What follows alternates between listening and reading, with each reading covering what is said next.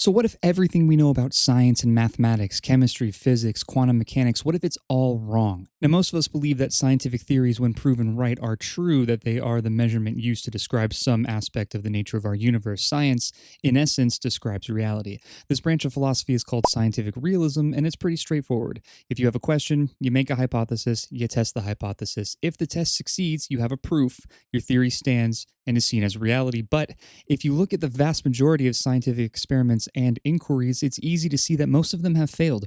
For example, the concept of phlogiston. Phlogiston was a theorized substance that existed in all flammable things, which is what gave them their flammable properties. This theory was eventually disproven by Lavoisier for being silly and nonsensical. And then there were the many different models for the atomic theory. At one point, the atom was described as a sort of pudding with electrons scattered about like raisins. It sounds good. Literally, I'm kind of hungry right now, but it was far from the truth and far from the atomic structure we know about today. Now, in high school, we're taught about the model created by Niels Bohr, known as the planetary model, although the actual model scientists understand today isn't taught in schools because it's kind of tricky to grasp. That model is called the quantum model, and it was theorized by Erwin Schrödinger, but that's a conversation for another video. So with all of these failures in sight, far more of them than successes, how can we assume that everything we know is right?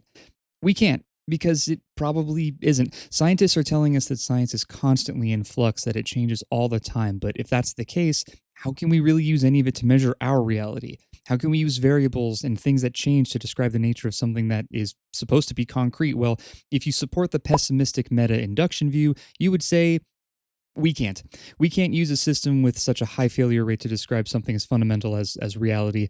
Now, there's the other side of the coin, the person who subscribes to the optimistic meta induction view, which says that because we are seeing a higher rate of success in all things that we attempt, we are reaching a point where scientific realism is acceptable. But here's the kicker: how do we know that the successes we have are actually successful? In philosophy, you can have a correct conclusion that was built on false premises. It happens all the time. So who's to say that any of our premises have been correct in our use of the scientific method? So the question remains, just how much do we know about the reality we live in?